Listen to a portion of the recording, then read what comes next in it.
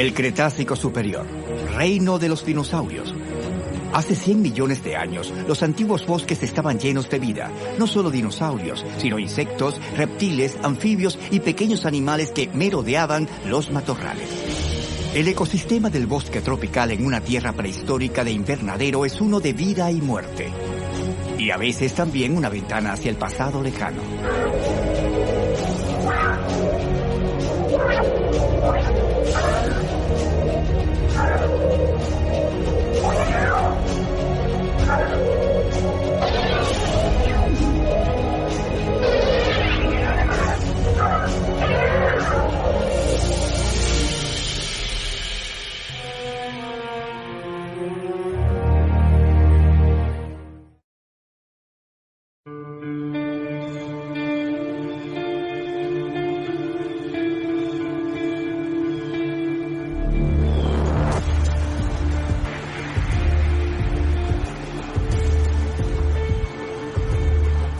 En los antiguos bosques, como en los de hoy, cuando un árbol sufre daños o ataques, se defiende secretando una sustancia viscosa y pegajosa llamada resina, que lo protege de infecciones o plagas. Durante miles de años, el bosque cayó y comenzó a formar turba. Con el tiempo, presión y calor. Este material orgánico se transforma en carbón. Atrapados dentro del carbón se encuentran restos de resina de árbol, que se transforma en copal y luego se fosiliza en ámbar.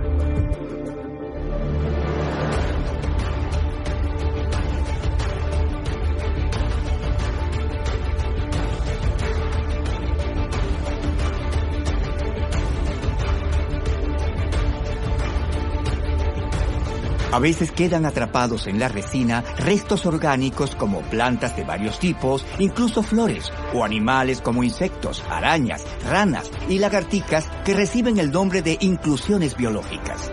El ámbar preserva las criaturas en ellas sepultadas, brindando así a los paleontólogos una ventana en el tiempo. A veces se hallan inclusiones en el ámbar que son únicas, raras y emocionantes.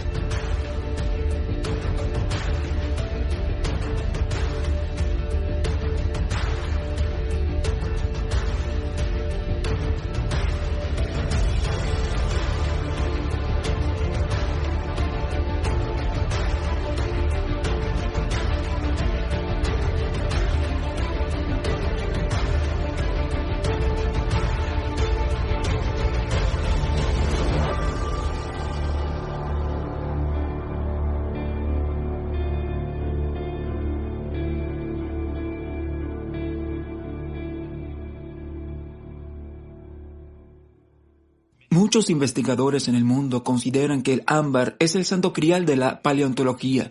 Y hay una buena razón para eso, ya que los especímenes tienen un potencial de preservación excepcional en el ámbar, en comparación con otros tipos de rocas que conservan restos fósiles. De hecho, cuando observamos los restos en ámbar, ya sean de animales, plantas o algún tipo de microorganismo, en realidad pareciera que murieron ayer. En esencia están en algún tipo de animación suspendida a lo largo de milenios o millones de años. Tanto así que podemos ver los más detallados aspectos de la morfología preservada, desde pelos, plumas, una pequeña ala de un dinosaurio, hasta todo tipo de restos de insectos y sus partes, perfectamente preservados tal como murieron. Como paleontólogos, necesitamos obtener tanta información como sea posible de un fósil en particular.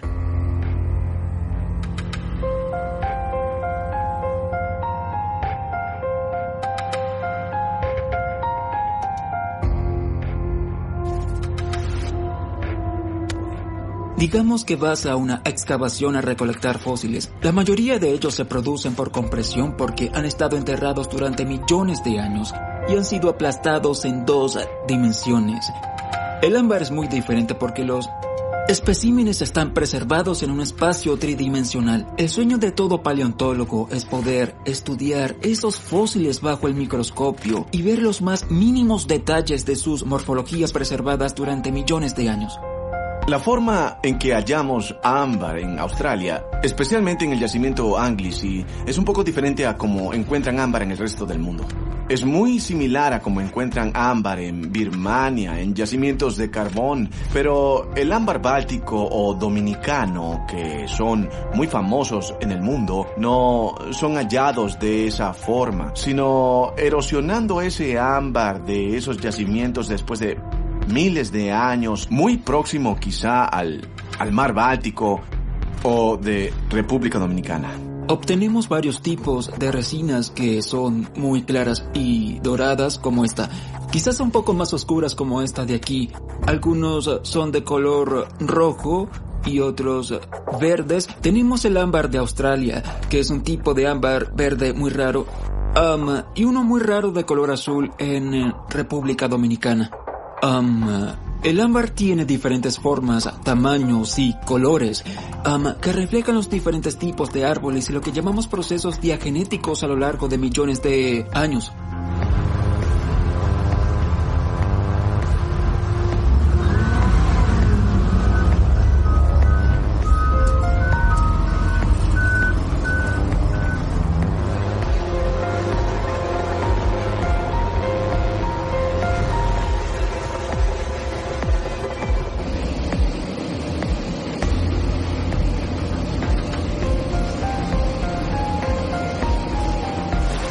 El ámbar, hallado originalmente en Australia, en realidad estaba flotando en las playas. Me refiero al ámbar de la península de Cape York, que no es de Australia, sino de algún lugar en Asia.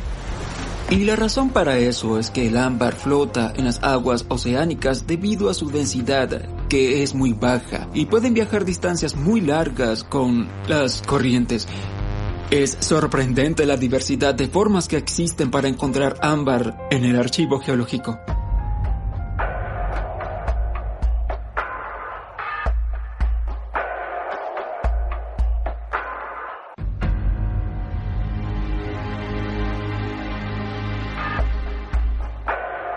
El carbón es de Anglesey, de la mina de carbón de Anglesey.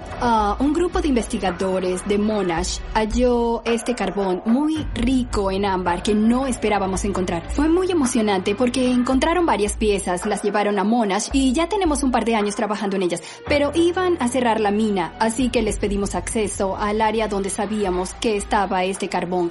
Llevamos excavadoras para extraer grandes cantidades de carbón del lado del acantilado. Lo cargamos en contenedores y los trajimos aquí.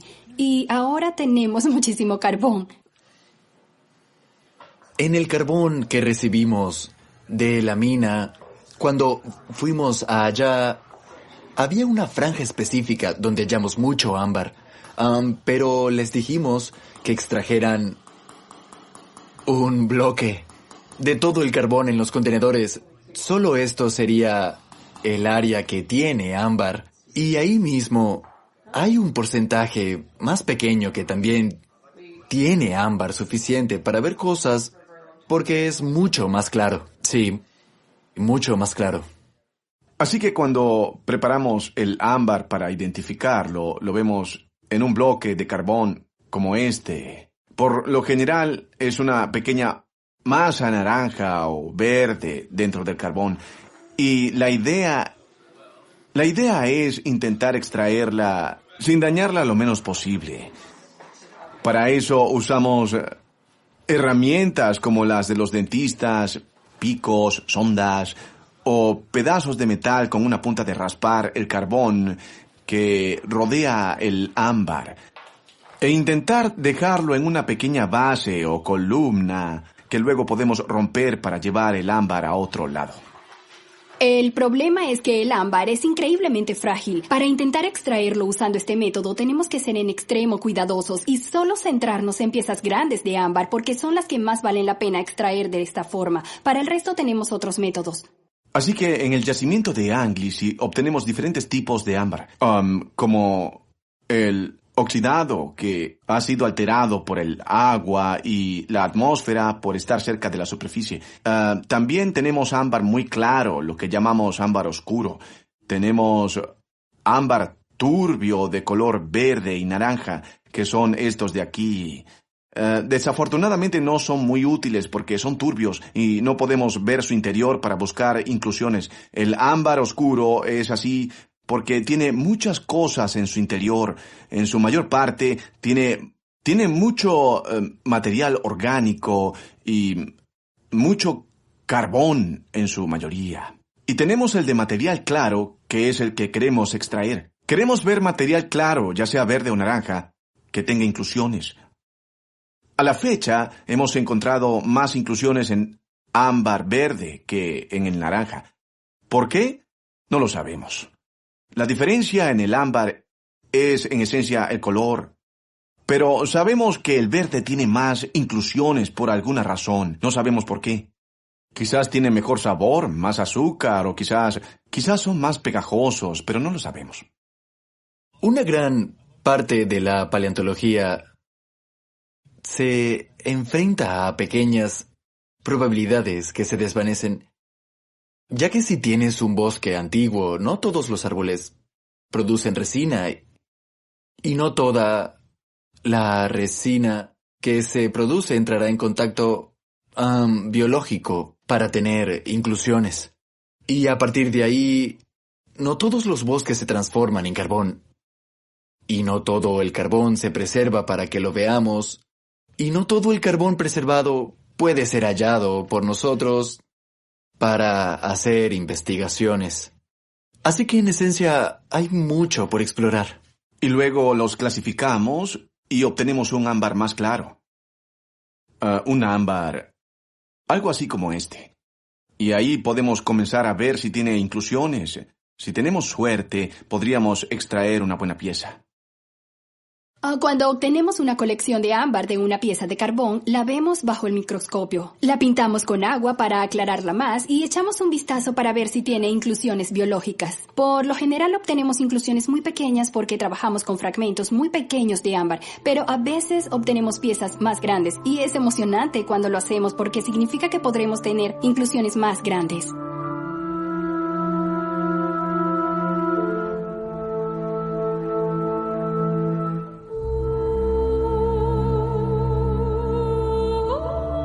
Puede ser desalentador trabajar con una pieza grande de carbón y no encontrar nada, porque en esencia solo estamos escarbando tierra. A veces hallamos algo con una forma discernible, algo angular o un garabato que puede ser un nematodo o algo muy interesante. En ese caso lo separamos. Si tiene una gran masa de materiales y es muy oscuro, no podemos identificar formas, pero por lógica tiene algo adentro que no podemos ver qué es. Lo llevamos a un microscopio con más poder donde podamos verlo bien y posiblemente identificar formas en esa masa. Podemos escanearlo, lo que es muy emocionante. Usamos rayos X para crear un modelo tridimensional del ámbar y luego poder apartar las formas que están adentro y ver qué sucede. Luego nuestros investigadores los examinan y escriben tesis sobre las inclusiones biológicas que hallamos. Hay que limpiar todo el exceso de impurezas. Con un poco de agua, pero cuando ves el interior es como ver dentro de un océano tempestuoso con olas y fracturas. El ámbar no está pulido y por eso es difícil observarlo sin distorsiones.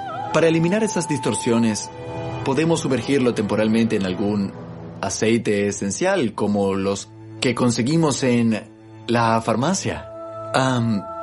Pero hay que tener cuidado de no dejarlo mucho tiempo porque puede arruinar un poco la química, pero sí facilita un buen vistazo preliminar dentro del ámbar para ver si tiene inclusiones.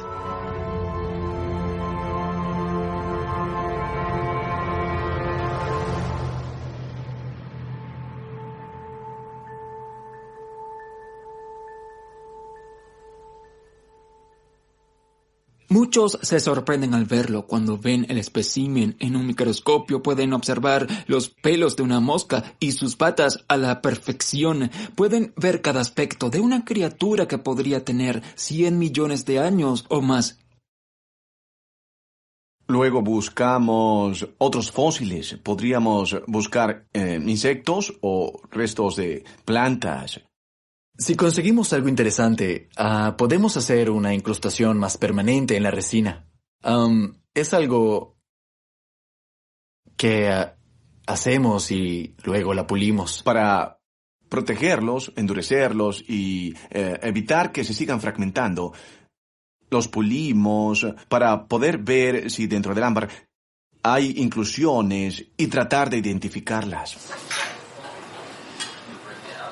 De hecho, la primera vez que pulí uno fue un completo desastre. Tenía una pequeña mosca incrustada en el ámbar y queríamos pulir más ese ámbar para acercarnos lo suficiente y captar una imagen de los ojos. Los ojos de las moscas son muy complejos y queríamos tratar de estudiar la data que ahí estaba. Pulí y pulí, de tanto pulir, corté la mosca a la mitad. Fue un error de mi parte. La otra mitad estaba ahí. Pudimos hacer la imagen, pero igual no obtuvimos un muy buen resultado. La primera vez que intenté pulir ámbar.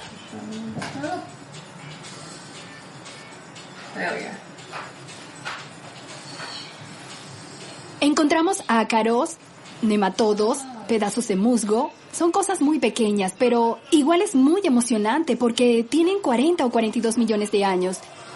Y no tenemos mucha información paleontológica de este periodo en Gondwana. Cualquier porción de información que obtengamos sobre la ecología de alguna región es muy emocionante. Hemos hallado pequeñas partes de insectos, de hormigas. El otro día hallé algo que podía ser patas de mosca, que sirven para un buen diagnóstico de la especie. Ese tipo de cosas, antenas y patas, es lo que más encontramos.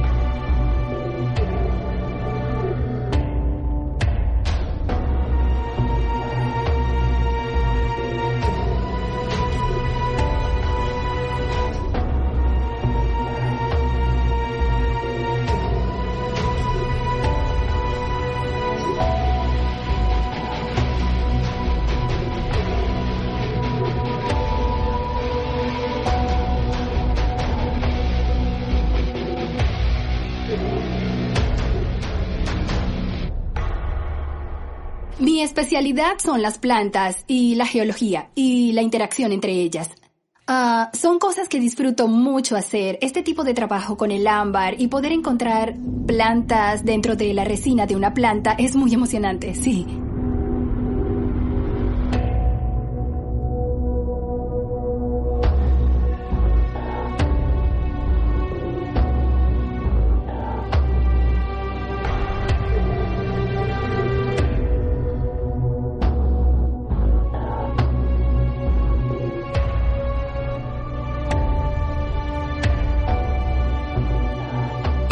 Los mineros de ámbar han estado extrayendo uno llamado burmita por varias razones en el norte de Birmania. Y créanlo o no, lo han hecho por más de 2000 años. Eso comenzó durante la dinastía china Hun. Entonces, por más de 2 milenios, los mineros han buscado ámbar concentrándose en esa pequeña área de ese país. Y su importancia científica no salió a la luz sino hasta las últimas décadas. Cuando comenzamos a saber que ese ámbar representa un ecosistema terrestre de hace 99 millones de años, eso nos ofrece un vistazo de ese medio ambiente tropical. Estamos hablando de una era en la que esta parte de Birmania estaba muy cerca del Ecuador y que conocemos como tierra cretácica de invernadero que data de hace 99 a 100 millones de años. En esa era, el calor se distribuía más equitativamente alrededor de los polos desde el Ecuador. Y también fue una era en la que los árboles aumentaron la producción de resina. Hay varios tipos de árboles que producen resina. Bien, y uno de esos árboles en particular está emparentado con las cupresáceas, una familia de los cipreses. Estos árboles en particular producen mucha resina y de vez en cuando encontramos cosas absolutamente extraordinarias.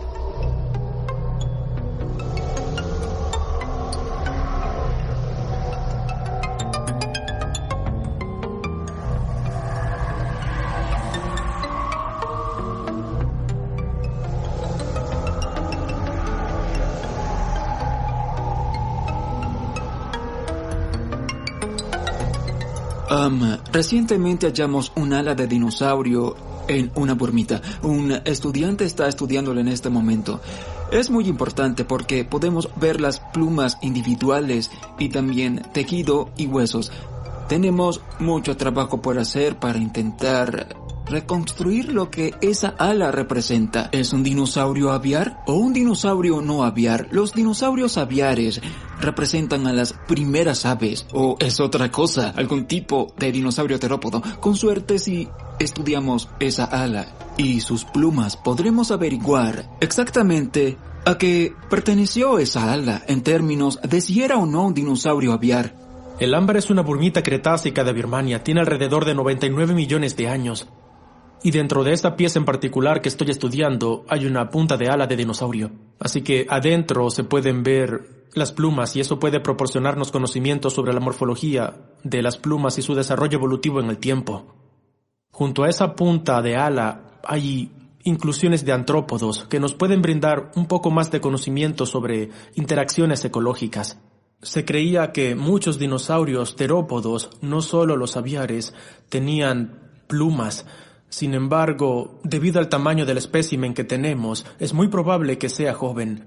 Los dinosaurios aviares pequeños han sido registrados en expedientes fósiles, y la diferencia entre la pluma dentro de esta pieza y las plumas modernas es que son un poco menos complicadas. La historia evolutiva de las plumas revela una complejidad creciente a lo largo de las eras geológicas.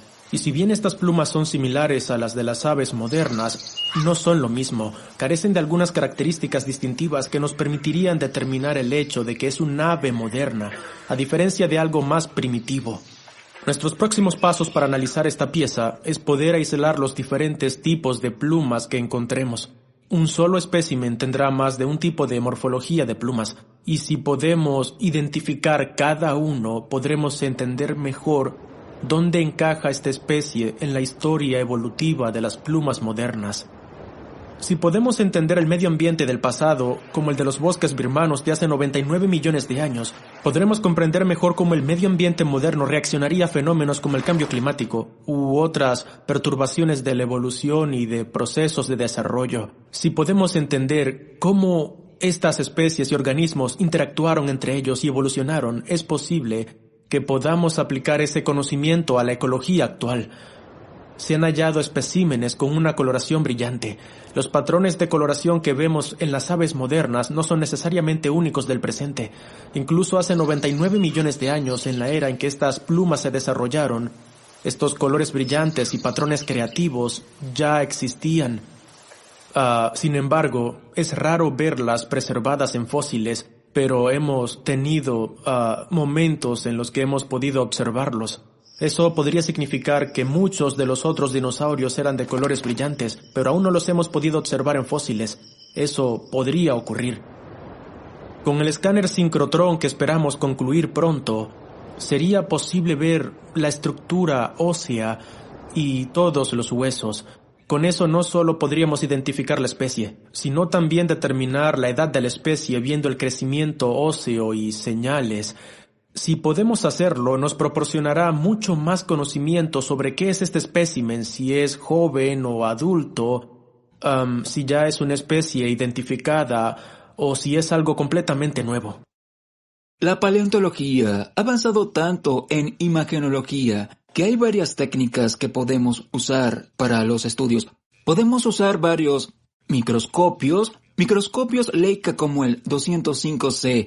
También está el sistema BK de imágenes que tenemos aquí en la Universidad de Monash. Si queremos mirar externa e internamente, tenemos que usar otras técnicas como la microtomografía computarizada y también la radiación de ciclotrón avanzada. Así es que podemos verlo, gracias a la magnífica tecnología que tenemos hoy en día.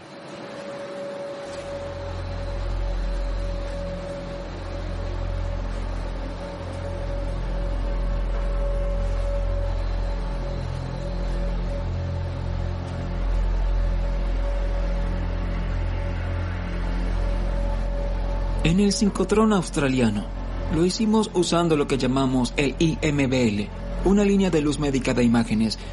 Eso nos ha dado información sobre los aspectos internos y también con la microtomografía computarizada.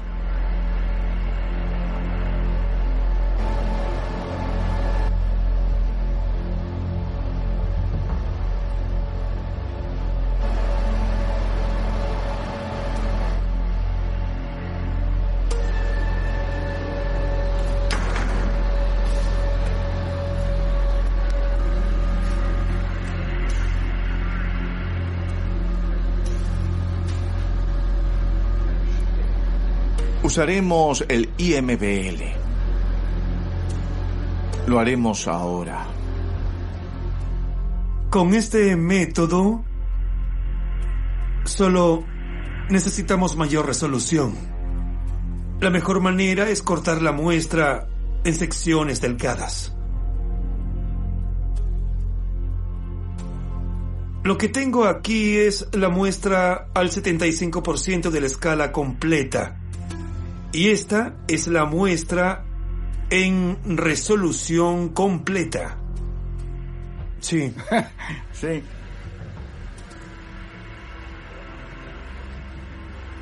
Sí, con esta escala podemos tener información más precisa. Necesito una muestra. ¿Una muestra? Oh, sin Sí. duda lo es. Sí, creo que sería interesante analizar una muestra como esa.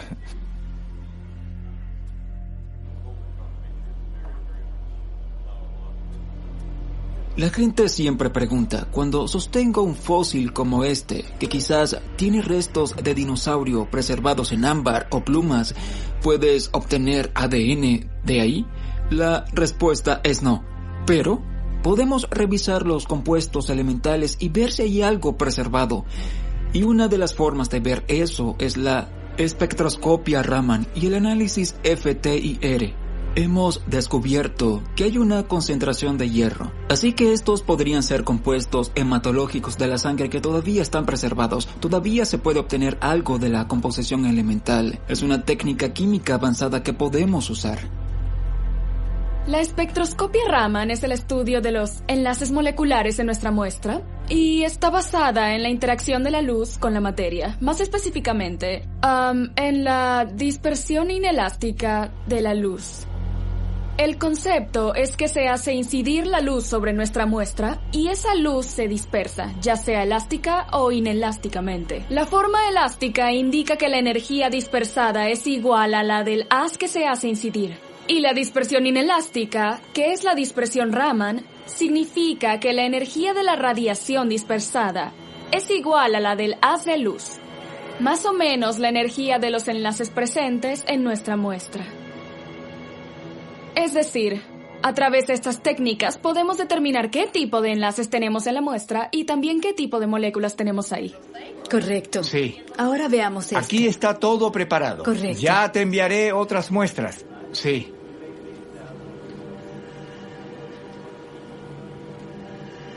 Sí, está todo listo. Necesito confirmar algunos datos y luego pasar a la otra muestra. Creo que vi un pico en esa tabla. Sí, es cierto. Muy bien, ¿qué opinas? Bueno, tenemos que revisar todas las escalas. ¿Sí? ¿Encontraste algo más?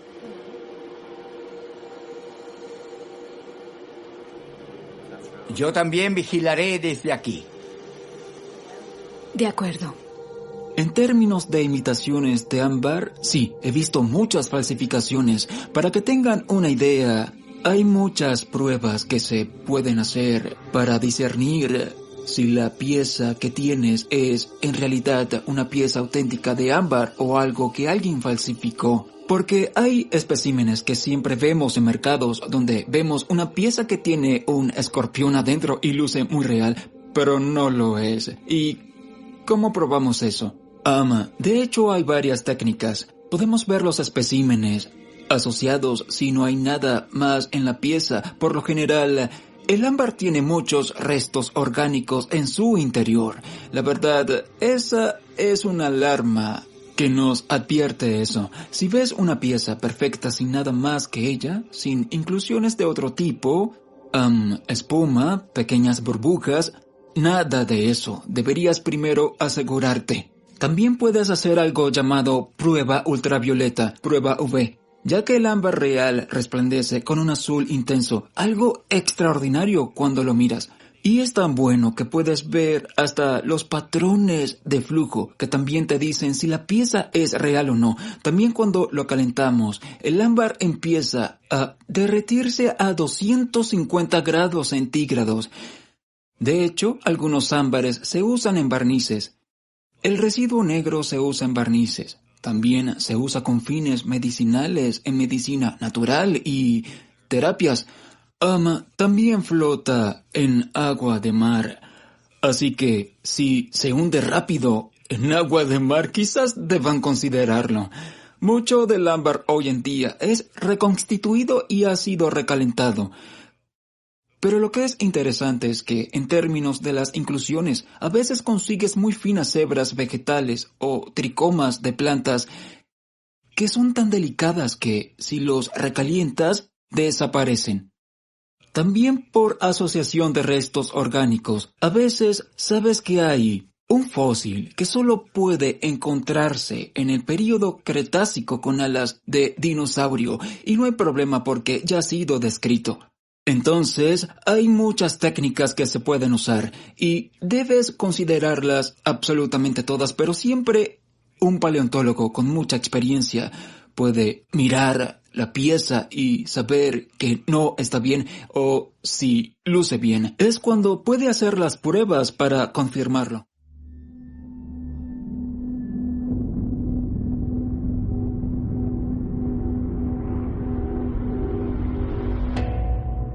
Uno de los extraordinarios especímenes que hallamos hace poco es una sección de un pequeño reptil, quizá una lagartija conocida como lagartija cretácica. Esta lagartija en particular está tan bien preservada que su piel está allí muy conservada. Podemos ver sus pequeñas patas, pero su piel revela un intrincado patrón. Y no puedes tener nada como eso preservado en el registro fósil a menos que mires el ámbar para tener esa clase de preservación en términos de los detalles más finos del patrón de la piel. Es extraordinario. También hemos encontrado partes de aves que pudieran tener caracoles. Los caracoles son bastante raros en el registro fósil. También tenemos invertebrados que estamos tratando de determinar qué son exactamente. Los paleontólogos no siempre sabemos de forma exacta con qué tratamos. Algunas veces los fósiles tienen 100 millones de años. Hay grupos que se extinguieron durante el período Cretácico, justo antes de la extinción masiva, y son muy diferentes a lo que vive hoy en día. Como paleontólogos queremos reconstruir esos antiguos ecosistemas lo mejor que se pueda. Hemos hallado tantos tipos de animales diferentes y de plantas en la bormita de Birmania, que nos está brindando grandes pistas sobre qué tipos de organismos vivían en esos antiguos bosques tropicales.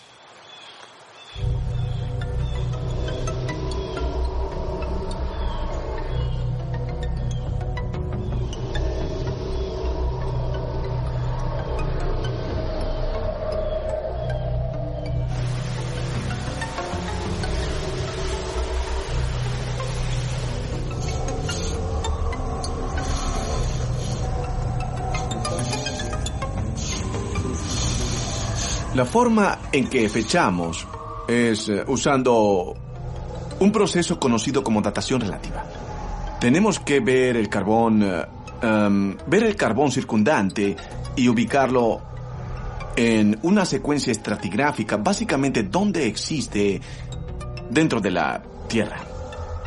Y luego buscamos otros fósiles allí. Podemos buscar insectos, algunos restos de plantas, pero lo más importante es hallar polen. El polen es bastante útil para diagnosticar las especies de árboles. Puedes examinar polen y decir de inmediato cuál árbol produce ese polen. Si sabemos en qué periodo vivió ese árbol, podemos usar ese polen para precisar los años en los que ese ámbar fue producido. Hemos hallado cosas en el ámbar que parecen polen. La ventaja de eso es que el polen cambia muy rápido en tiempo geológico. Tienes especies que cambian muy rápido en tiempo geológico, mientras que para cosas como árboles y hojas, los cambios morfológicos de árboles y hojas son más lentos. Podemos usar eso para hacer ajustes y en lugar de decir de 40 a 42 millones de años, quizás podamos reducirlo a 40 o 41 millones de años. Es todavía un rango muy amplio, pero sigue siendo muy útil.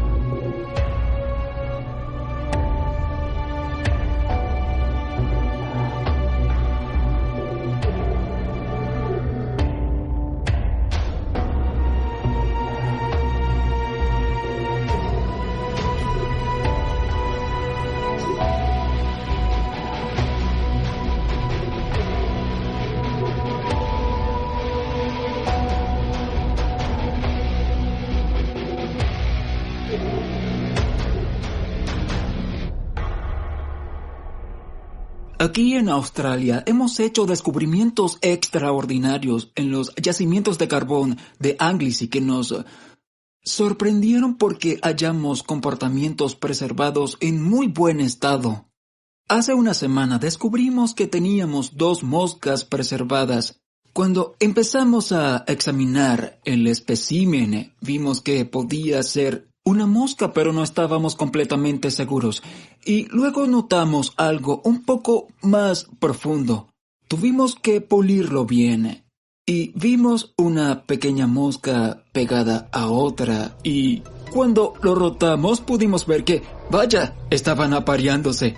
Así que pudimos capturar la resina que tiene entre 40 y 42 millones de años. Estábamos hablando de hace muchos años, cuando Australia todavía era parte de la Antártida. Y ahora tenemos un espécimen de moscas apareándose, que pertenecen a las moscas de pata larga, de la familia de los Dolichopodidae. Y la verdad es muy importante, y hasta donde sabemos es el único fósil encontrado en Australia que muestra copulación y apareamiento, ¿sí? Todos nuestros estudiantes están buscándole una leyenda para artículos de periódicos y publicaciones. Se preguntan cómo lo pueden llamar, algo así como nos fuimos haciéndolo.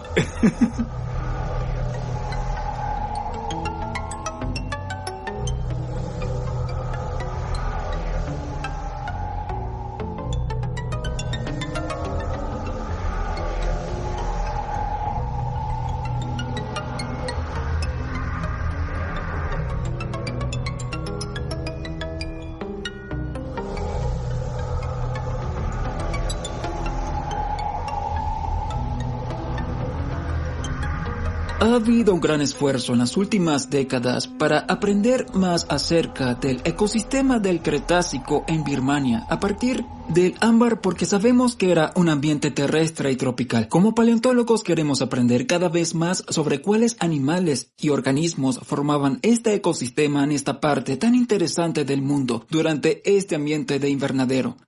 Era mucho más caluroso que ahora, con niveles de CO2 mucho más altos. Las temperaturas eran mucho más altas en general. Era muy diferente al presente en muchos aspectos. No es probable que afecte las cosas que vemos ahora y la extinción de especies modernas, pero parte del trabajo de los biólogos y científicos es entender de dónde venimos, cómo hemos evolucionado en el tiempo y cómo eran nuestros ancestros.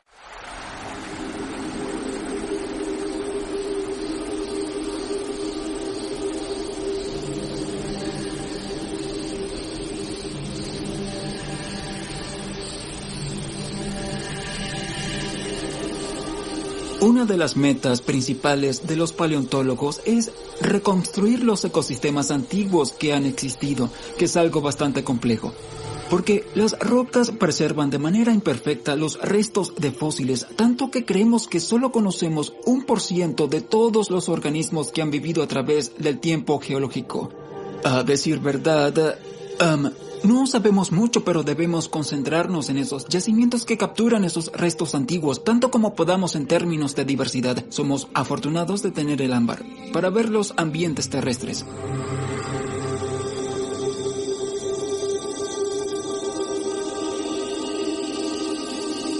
Como paleontólogos queremos construir una imagen del tiempo de los organismos antiguos que vivieron. Eso nos dice más de la evolución, y como ejemplo tenemos Australia, que es un ejemplo primordial. ¿De dónde vinieron las hormigas? Si le preguntamos a cualquiera, a los entomólogos que lo estudian de dónde vinieron, nadie lo sabría, porque nunca hemos tenido ni un fósil preservado de hormiga en Australia. ¿Y quién diría que en los yacimientos de carbón en Anglesey tenemos muchas hormigas preservadas? Nos están brindando un mayor entendimiento de la evolución de las hormigas. Estas agrupan al género Monomorium. Las Monomorium han vivido en Australia y han sido una parte importante del ecosistema en Australia por al menos 40 millones de años. Cuando Australia y la Antártida estaban todavía unidas, pero antes de eso, si no tuviéramos el ámbar, ¿cómo tendríamos las hormigas preservadas?